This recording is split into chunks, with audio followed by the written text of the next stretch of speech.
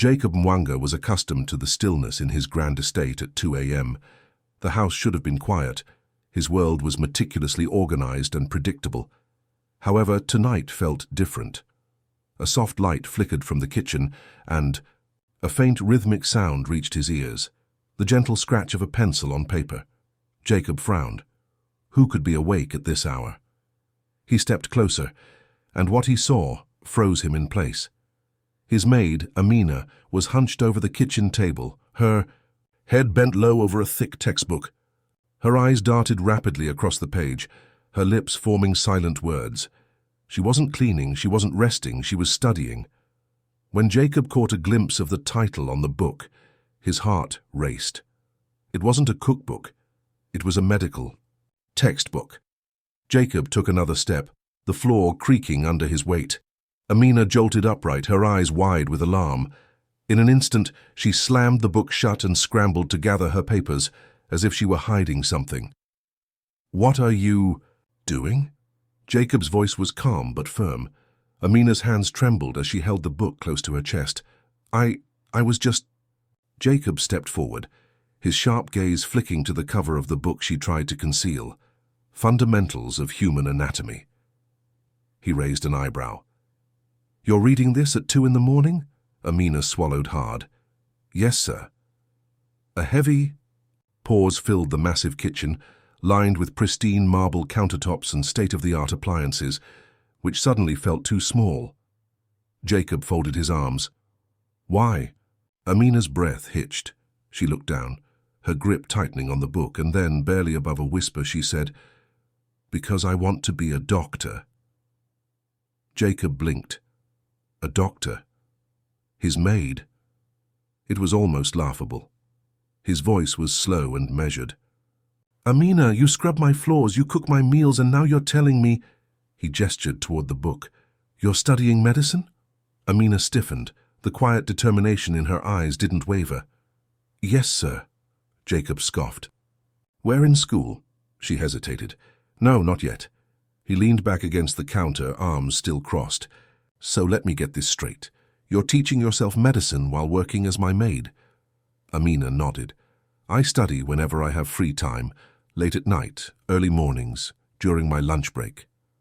Jacob shook his head in disbelief. "And why would you do that?" Amina's fingers tightened around the book, her knuckles turning white. "Because," she said, her voice raw, "it's the only way I'll ever get back to where I was." Jacob narrowed his eyes. Amina exhaled shakily, and then for the first time she looked him directly in the eye. "Because, Mr. Mwanga, I was supposed to be in medical school before I became your maid." A slow, eerie silence filled the kitchen. For a moment, Jacob didn't speak. He just stared. Amina stood frozen, her heart pounding in her chest. She had revealed too much. Jacob finally spoke, his voice quieter this time. "You were supposed to be in medical school." Amina nodded. Once. Jacob studied her face, the way her eyes held something deeper than mere ambition, a quiet pain. His mind raced. He had assumed she was just another worker, a nameless employee in his perfectly managed world, but now he wasn't so sure. He straightened up, his businessman instincts kicking in. If what she said was true, why was she scrubbing his floors instead of saving lives? And what happened to her dream? Jacob didn't know it yet, but this night, the moment he found his maid studying in the dark, was about to change everything. Jacob Mwanga had built his empire on logic, on cold, hard facts, and yet nothing about this moment made sense. He watched Amina, still clutching the thick medical textbook as if it were her lifeline. The words left his mouth before he could stop them. "If you were supposed to be in medical school, then why are you here?" Amina's grip on the book tightened, her shoulders tensed as if she had been expecting the question, but dreading it at the same time. For a second, she didn't answer. Jacob took a step closer, his voice firmer. "You clearly know more than the average person, so why are you working as a maid in my house instead of studying at a university?" Amina inhaled sharply, and then, with a voice barely above a whisper, she said, "Because I had no choice." Jacob's jaw clenched. No choice? That was an excuse he had heard before. From employees, from failing businessmen, from people who simply weren't willing to fight for what they wanted. And yet something in Amina's tone, something heavy, made him pause. She wasn't lying. This wasn't just a dream she had given up. This was a dream that had been taken from her. Amina exhaled, setting the book gently on the table. She ran her fingers along the edges as if the pages held memories she hadn't touched in years. Then she spoke. "I was accepted into medical school in Nigeria," she said quietly. "It was everything I worked for. I studied harder than anyone. I knew. I had full financial aid scholarships. I was supposed to become the first doctor in my family." Jacob leaned against the counter, arms crossed, listening. Amina swallowed.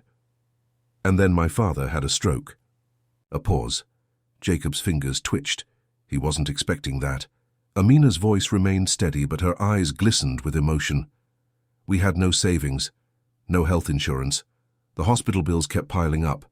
My mother and younger siblings were struggling to eat, let alone pay for his treatment." She glanced down at her hands, the hands that had spent years wiping floors and scrubbing dishes instead of holding surgical instruments. "So I made a decision." Jacob frowned. "What kind of decision?" Amina forced a small, sad smile. "I dropped out, took a job as a maid in Lagos, and when that wasn't enough..."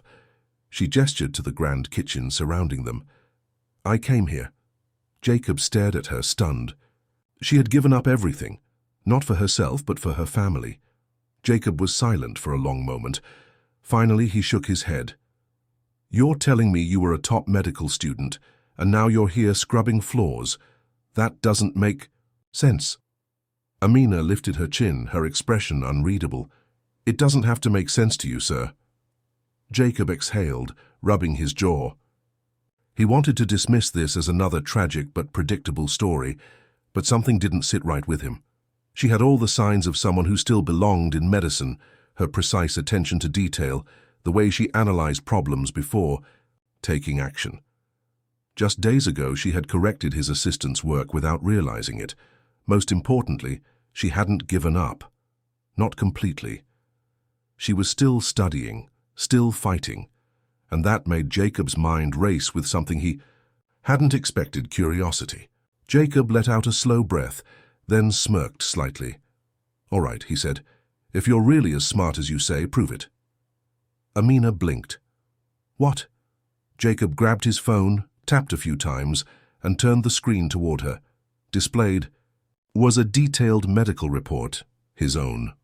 "I've had a chronic issue for the last 2 years, Jacob said. "Doctors keep giving me different answers. Some say it's stress-related, others say it's inflammation." Amina hesitated, her eyes flicking to the report.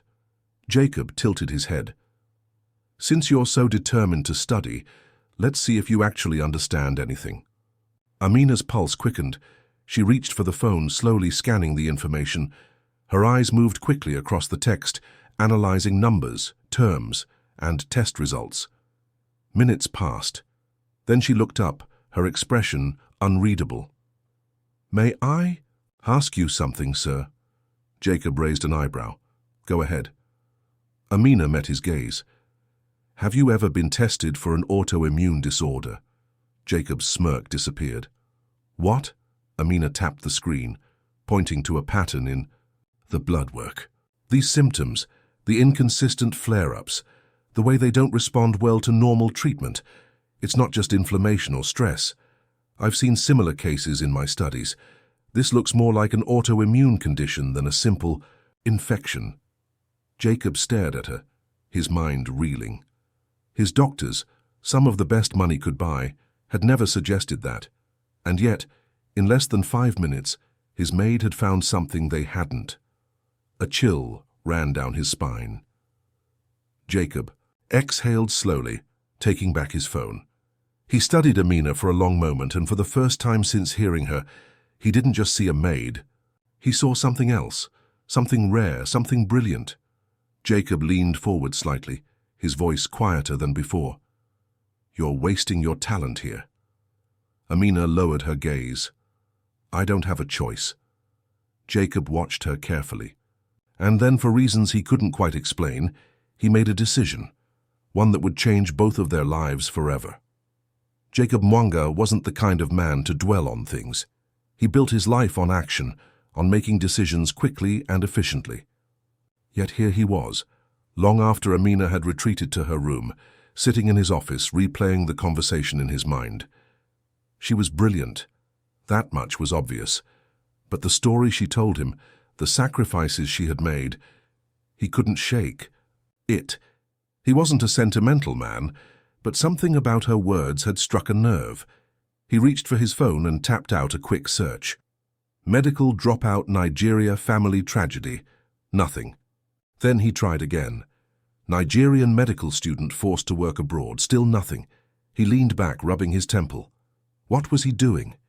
He had no reason to doubt her, yet he still found himself needing proof. After a long pause, he typed one. More thing. Amina Cruz medical student. This time a result popped up. It was an old article buried under years of forgotten news. The headline sent a chill down his spine. Top medical student withdraws unexpectedly. Classmates and professors left in shock. Jacob clicked the link. A grainy photo of a much younger Amina filled the screen. She was standing in front of a university banner, a bright, hopeful smile on her face. The article detailed her achievements, highest, honors, scholarships, awards. Professors had called her a future surgeon in the making. Then suddenly she was gone. No explanation, no warning, just gone. The article mentioned rumors. Some said financial problems, others whispered about a family. Emergency, but no one knew for sure. Jacob exhaled. It was true. Amina wasn't just smart. She had been on the verge of greatness, and then she had thrown it all away for her family. He set his phone down, staring blankly at his desk. For the first time in years, Jacob Mwanga, the man who thought he had seen everything, was at a loss for words. The next morning, Jacob watched Amina move through the kitchen as if nothing had changed. She worked quickly, efficiently, the same way she always had, but Jacob saw her differently now. He noticed how she measured ingredients with the same precision a doctor might use for medication dosages, how she wiped down the counters like she was scrubbing in for surgery. Everything she did was methodical, controlled. She still thought, like a doctor. Jacob sat at the counter, arms folded, watching as she prepared his coffee. "You don't belong here." Amina froze for just a fraction of a second before continuing. "Excuse me, sir." He leaned forward. "You should be in a hospital, not my kitchen." Her shoulders tensed. "With all due respect, Mr. Mwanga, I do what I have to do."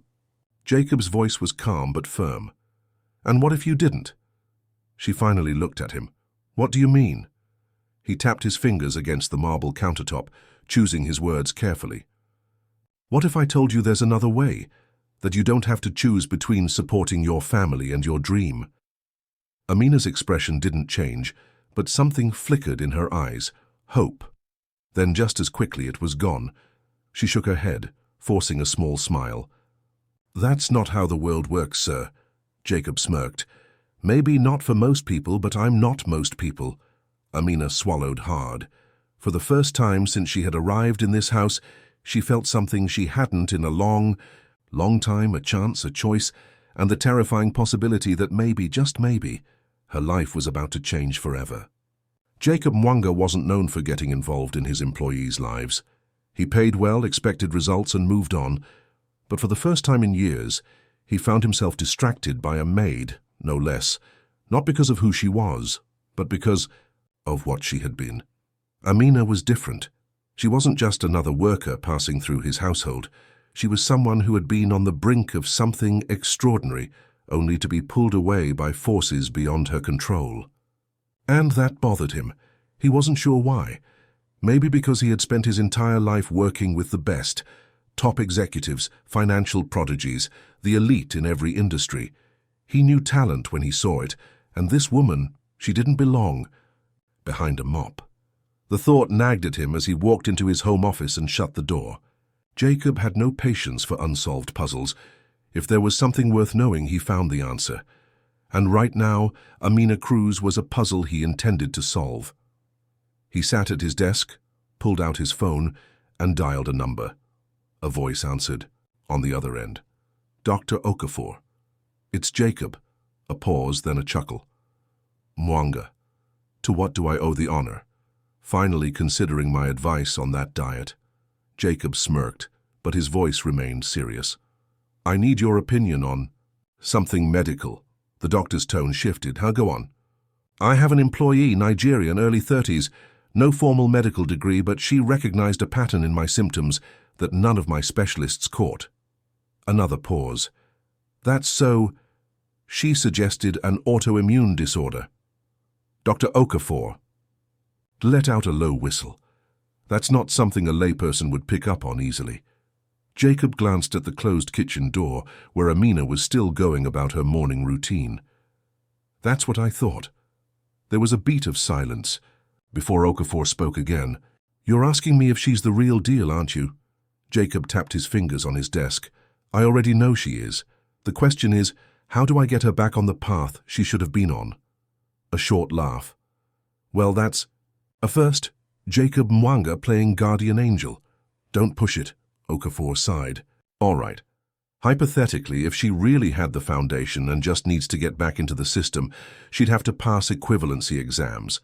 Then she'd need funding because med school isn't cheap, even if she gets accepted again. Jacob's eyes darkened. Money wasn't the issue. The real issue was whether Amina would even accept help. I'll figure it out, Jacob muttered. Just don't mention this to anyone. Okafor chuckled. You know me. Discretion is my specialty. But Jacob, why do you care so much?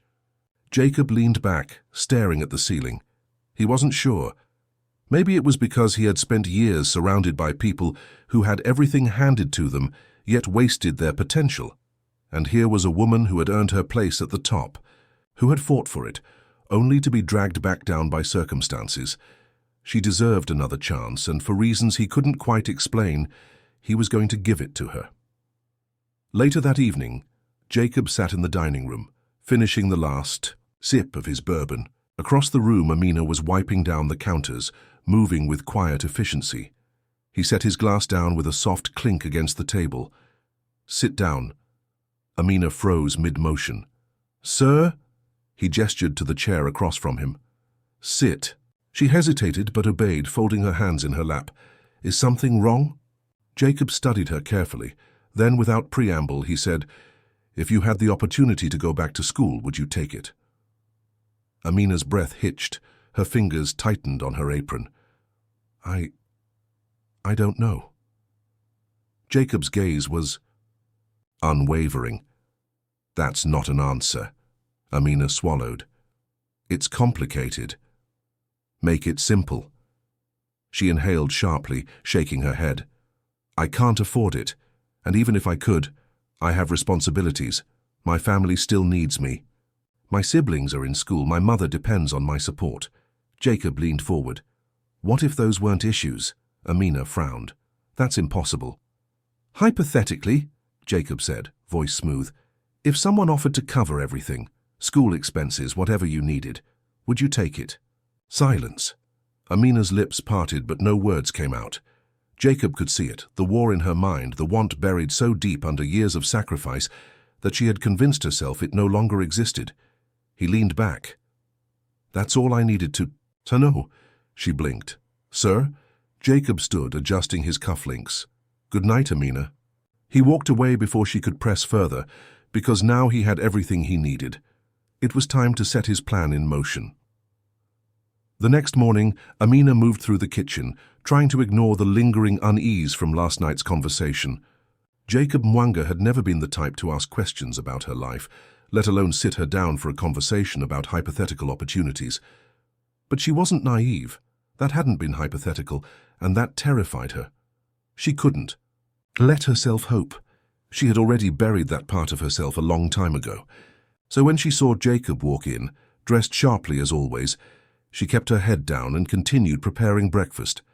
But Jacob had never been the type to let things go. You never answered my question, he said, taking a seat at the kitchen island. Amina tensed. I thought it was hypothetical. Jacob smirked. It was. Now it's not. She froze mid-motion, the knife in her hand hovering over a freshly chopped onion. Slowly, she turned to face him. What? Jacob placed his phone on the counter. flipping the screen toward her. It displayed a web page, one she recognized immediately. It was a medical school application. Amina's breath caught in her throat. Jacob studied her reaction carefully. "If you want it, it's yours." "Yours?" Her mind reeled. What do you mean?" He folded his hands. "I mean, I'm offering to pay for your tuition, your expenses, whatever you need to." Get back on track. Amina felt like the air had been sucked out of the room.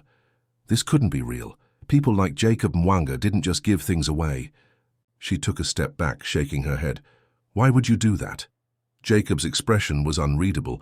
"Because I don't like wasted potential." Amina's heart pounded in her chest. She wanted to say yes. God, she wanted to say yes, but reality was cruel, and she knew better than to believe in miracles. She forced a breath. "No." Jacob blinked. "No?" Amina lifted her chin, regaining control of her emotions. "I can't accept this. My family needs my support. I can't just abandon them." Jacob's jaw tightened. "You wouldn't be abandoning them. You'd be securing their future in a way that actually matters." Amina flinched at his bluntness, but she remained firm. "That's easy for you to say, Mr. Mwanga. You've never had to choose between feeding your family and following your dreams." Jacob exhaled, rubbing his temple. "Amina, I appreciate the offer." She interrupted, forcing a smile. "But my answer is final." Jacob studied her for a long moment, his expression unreadable. Then slowly, he stood. "Fine," he said, straightening his cuffs. "If that's your choice." Amina let out a breath of relief. Maybe now things could go back to normal. But as Jacob reached the door, he turned back with a smirk. "Oh, by the way," he said casually, "I doubled your salary." Amina's mouth fell open. "You what?" Jacob shrugged. "Since you won't take my help, I figured I'd just make it harder for you to say no." And with that, he walked out, leaving Amina standing in the kitchen, her world spinning. Because now, for the first time in years, saying no wasn't as easy as it had been before. Amina tried to ignore it, tried to pretend that nothing had changed, but everything had changed. Jacob Mwanga's offer loomed over her like a storm cloud she couldn't escape. The doubled salary made it worse. Every paycheck he sent now felt like a silent challenge, a reminder that he was waiting for her to crack. And the worst part? He didn't bring it up again, not once. He didn't push, didn't ask, didn't dangle the opportunity in front of her. He just let it sit there, heavy and undeniable, until it started to consume her thoughts. At night, when she opened her medical textbooks, the words blurred together. She kept imagining what her father would say, what her siblings would think. Would they see her as selfish? Would they understand? Or would they hate her for even considering leaving? The battle in her mind was relentless. Then one evening, it all came crashing down. It happened on a Sunday. She was sitting at the kitchen table, writing out a grocery list when her phone rang, a video call from Nigeria. She hesitated before answering. "Nan?" Her mother's face appeared, tired but smiling. "Amina, anak, kumusta?" "I'm fine, Nanny." Amina softened. "How's everyone?" Her mother hesitated, and in that moment Amina knew something was wrong. Her stomach tightened. "What is it?" Her mother sighed. "It's your father. He's had another episode." Amina's world tilted. The stroke, the endless hospital bills, the medication he needed to survive. "Is he okay?" she whispered. "He's stable for now," her mother reassured. "But the doctor said it's getting worse. The medicine is no longer enough." Amina swallowed hard. "What do we do?" Her mother hesitated. Then in a voice so quiet it nearly broke Amina's heart, she said, "They said he needs an operation, but Anak, we can't afford it." Amina's fingers clenched around the edge of the table. She wanted to scream, wanted to cry. She had spent years sacrificing everything for her family, and yet no matter how much she worked, no matter how much she sent home, it was never enough. She forced a breath. "I'll send more. I'll take extra shifts." Her mother's eyes watered. "Amina, no, you're already doing too much." "I have to, Nan," she said firmly. "He's my father." A heavy silence stretched, between them. Then her mother spoke again. There has to be another way. Amina froze because there was. She just hadn't wanted to admit it. That night she barely slept. Her father needed surgery. Her family needed money. But what if there was a way to do both? Jacob Mwanga had already doubled her salary. That alone was enough to cover a portion of the operation. But what if she accepted his offer? What if she stopped fighting him and just took the opportunity? Could she really afford to say no anymore? As she lay in bed staring at the ceiling, a terrifying thought settled into her mind. Maybe this isn't just about my family anymore. Maybe, just maybe, she was scared of admitting that she still wanted this for herself. She wasn't just fighting for them, she was fighting herself. And for the first time in years, she didn't know if she wanted to win.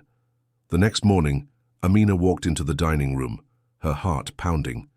Jacob was there reading the newspaper, sipping his coffee as if the weight of the world wasn't crushing down on her. She inhaled sharply. "Mr. Mwanga?" He glanced up, raising an eyebrow. "Amina." She gripped the back of the chair, across from him, steadying herself. Then, with a voice that trembled just slightly, she said, "I want to talk about your offer." Jacob set his coffee down. For the first time in weeks, he smirked. About time. Amina had never felt this nervous in her life. Not when she first arrived in Nigeria, not when she took on this job as a maid, not even when she made the heartbreaking decision to leave medical school. But now, as she sat across from Jacob Mwanga, waiting for him to respond, her heart pounded so hard it felt like it might break through her ribs. He leaned back in his chair, studying her like she was a particularly interesting business deal. "You're ready to reconsider?" Amina forced herself to breathe. "Yes." Jacob raised an eyebrow. "And what changed?" She hesitated. The truth was, everything had changed. Her father's condition, the endless burden of responsibility, the realization that no matter how hard she worked, she was only delaying the inevitable. But deeper than that, she had changed. For the first time in years, she had let herself want something, and that terrified her. She swallowed hard. "I just realized I don't want to spend the rest of my life wondering what could have been." Jacob's smirk faded. His gaze turned sharp, unreadable. "That's the smallest, hardest thing you've said since I met you." Amina exhaled. "So does the offer still stand?" Jacob tapped his fingers against the table, pretending to consider it. Then casually he said, "Of course. I wouldn't have made it if I didn't mean it." Amina blinked. Just like that? No gloating, no conditions. She should have felt relieved, but something about the way he said it made her uneasy. "What's the catch?" she asked slowly. Jacob chuckled.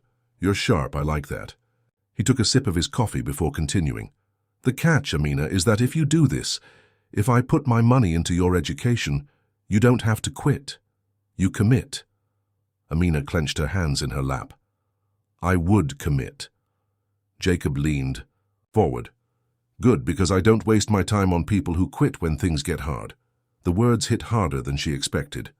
She knew exactly what he was referring to. Her dropping out, her running away. And for the first time she felt the sting of disappointment, not from him, but from herself. She straightened her back. "I won't quit." Jacob studied her, searching for any sign of doubt. When he found none, he nodded. "Then we start immediately." Amina blinked. "Wait, you mean now?" He smirked. "That's how life-changing decisions work, Amina. You don't ease into them. You jump." Amina let out a shaky breath. This was it. She was finally jumping. The next few weeks were a blur.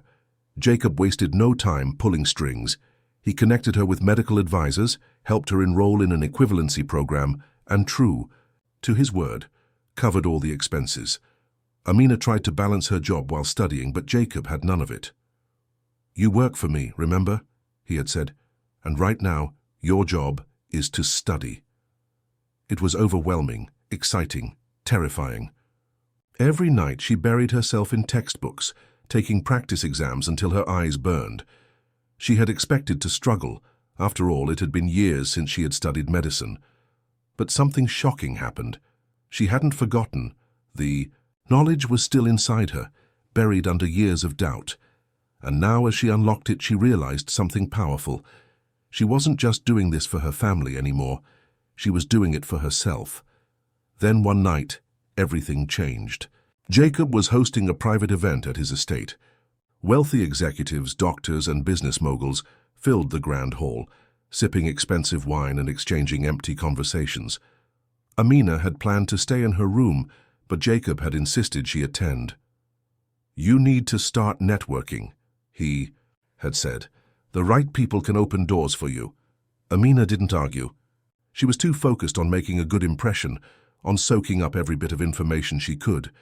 Then, amid the laughter, the clinking glasses, and the soft hum of music, someone collapsed. A man in his 60s clutched his chest, gasping for air. The crowd froze, someone screamed, and before anyone could react, before the paramedics could arrive, Amina moved. She didn't hesitate. She didn't think. She acted. Pushing through the stunned onlookers, she dropped to her knees beside the man. "Sir, can you hear me?" Her voice was calm, steady. She checked his pulse, felt his skin growing clammy under her touch. His breathing was erratic. His fingers clawed at his shirt, his chest rising and falling unevenly. A heart attack. "No time, somebody call 911, she ordered. A woman fumbled for her phone. Others stood frozen, their wealth and power useless in the face of real danger. Amina tore open the man's shirt, pressing her fingers against his sternum. "He needs CPR." She didn't wait for permission. She began chest compressions, counting under her breath, forcing oxygen through his failing body. Someone muttered in disbelief, "Who is she?" A man tried to pull her back. "Let the professionals handle this," she shot him a glare. "If we wait, he'll die." The room fell silent. Jacob stood in the corner, watching everything unfold with an unreadable expression. Amina kept going, sweat forming on her brow. She refused to stop. And then the man sucked in a ragged breath, a heartbeat. The paramedics burst through the doors, pushing a stretcher forward. They took over, stabilizing the man as Amina fell back, breathless. One of the paramedics turned to her. "Are you a doctor?" Amina hesitated. Jacob stepped forward before she could answer. "Not yet," he said smoothly, "but she will be." The paramedic gave her an approving nod. "You just saved his life." The weight of those words settled deep in Amina's chest. She had saved someone. For the first time in years, she wasn't just studying medicine. She was medicine. And at that moment, as she met Jacob's gaze across the room, she realized she had never been more certain of anything in her life. The next morning, the house was quiet. Amina sat by the window, staring out at the vast garden, her hands wrapped around a cup of tea. She had saved a life last night. The weight of it was still settling in. It wasn't the first time she had used her medical knowledge since leaving school, but this was different.